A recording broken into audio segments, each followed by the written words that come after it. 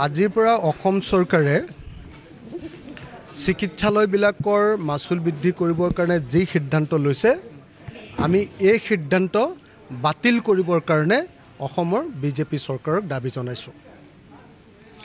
হিমন্ত বিশ্ব শৰ্মাই অসমৰ ৰাজনীতিৰ আটাইতকৈ দীঘলীয়া কালৰ স্বাস্থ্যমন্ত্ৰী আছিল আৰু এতিয়াও তেখেত স্বাস্থ্যমন্ত্ৰী।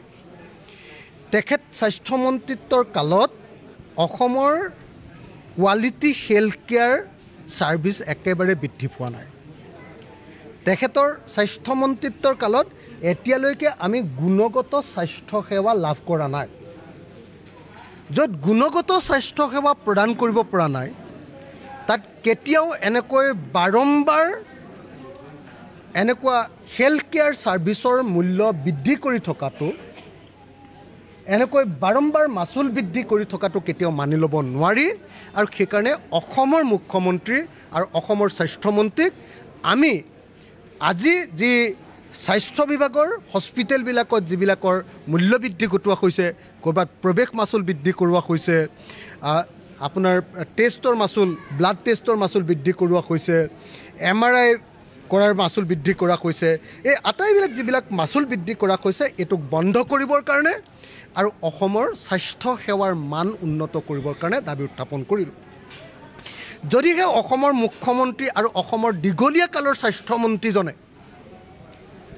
এনেকৈ অবৈধভাৱে আৰোপ কৰি দিয়া, অসমৰ জনগণৰ ওপৰত আৰোপ কৰি দিয়া এনেকুৱা স্বাস্থ্য সেৱাৰ মাচুল হ্ৰাস নকৰে, মাচুল বৃদ্ধি কৰাটো বন্ধ নকৰে, তেতিয়াহ'লে সমগ্ৰ অসমৰ ৰাইজক আমি ইয়াৰ বিৰুদ্ধে প্ৰতিবাদ সাব্যস্ত কৰিবৰ কাৰণে আৰু ইয়াৰ বিৰুদ্ধে জনমত গঠন কৰিবৰ কাৰণে আহ্বান জনাইছোঁ।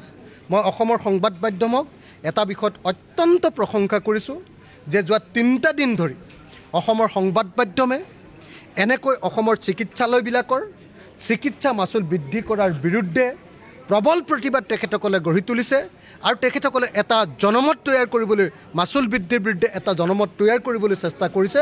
গতিকে মই অসমৰ সকলো সংবাদ মাধ্যমকে এই ক্ষেত্ৰত তেখেতসকলক কৃতজ্ঞতা আৰু ধন্যবাদ জ্ঞাপন কৰিছোঁ। যি সময়ত অসমৰ সকলো বস্তুৰ দাম বাঢ়িছে, যি সময়ত অসমে টেক্স টেৰৰিজিমত থাকিব নোৱাৰা হৈ গৈছে, কৰৰ সন্ত্ৰাসত, GSTৰ সন্ত্ৰাসত মানুহ জীয়াই থাকিব নোৱাৰা পৰিৱেশ হৈছে, অসমৰ মানুহ বাহিৰলৈ ওলালে, মটৰচাইকেলখন লৈ বাহিৰলৈ ওলালেই এতিয়া হিমন্ত বিশ্ব শৰ্মাৰ বাহিনীয়ে জাপ মাৰি 10,000 টকা ফাইন কৰে। অসমৰ মানুহে পথাৰৰ পৰা ট্ৰেক্টৰখন ৰাস্তালৈ তুলি আনিলে হিমন্ত বাহিনী জঁপিয়াই পৰি মানে তেওঁলোকে আমাৰ ওপৰত কৰ আৰোপ কৰে। যি সময়ত বেটেৰী ৰিক্সা এখনৰ ওপৰত 10,000 টকা, 20,000 টকা, ইলেক্ট্ৰনিক ৰিক্সা এখনৰ ওপৰত তেওঁলোকে এনেকৈ কৰ আৰোপ কৰে, যি সময়ত অসমৰ মানুহৰ কোনো ধৰণৰ উপাৰ্জন বৃদ্ধি হোৱা নাই, সেই সময়ত আপোনালোকে সকলোৱে দেখিছে যে কালিৰ দিনটোত, পৰহিৰ দিনটোত ৰাজ্যসভাত প্ৰকাশ পাইছে যে অসমৰ এজন মানুহৰ গড় ইনকাম, গড় বছৰিকা উপাৰ্জন হ'ল 1,20,000 টকা, 1,20,334 টকা। যি সময়ত গোৱাৰ এজন মানুহৰ গড় ইনকাম 5,51,000 টকা, সেই সময়ত আমাৰ এজন মানুহৰ এবছৰৰ ইনকাম 1,20,000 টকা। আমাৰ অসমীয়া মানুহৰ ইনকামেই নাই। আমি গোটেই ভাৰতবৰ্ষৰ 28খন ৰাজ্যৰ ভিতৰত তলফালৰ পৰা 5 নম্বৰ ৰাজ্য, আমাৰ অৱস্থা নাই। সেই সময়ত আমাৰ ৰাজ্যখনৰ চিকিৎসা মাচুল গোটেই ভাৰতবৰ্ষৰ ভিতৰতে আটাইতকৈ বেছি। গতিকে মই এই মুহূৰ্তত অসমৰ চৰকাৰী চিকিৎসালয়ত চলি থকা যি চিকিৎসা মাচুল বৃদ্ধিৰ ঘটনা, এই মাচুল বৃদ্ধিৰ ঘটনাক আমি নিন্দা কৰিছোঁ, প্ৰতিবাদ কৰিছোঁ আৰু চৰকাৰক অনতিবিলম্বে মাচুল বৃদ্ধি নকৰিবৰ কাৰণে আৰু মাচুল বৃদ্ধিৰ যি সিদ্ধান্ত লোৱা হৈছে তাক বাতিল কৰিবৰ কাৰণে দাবী উত্থাপন কৰিছোঁ।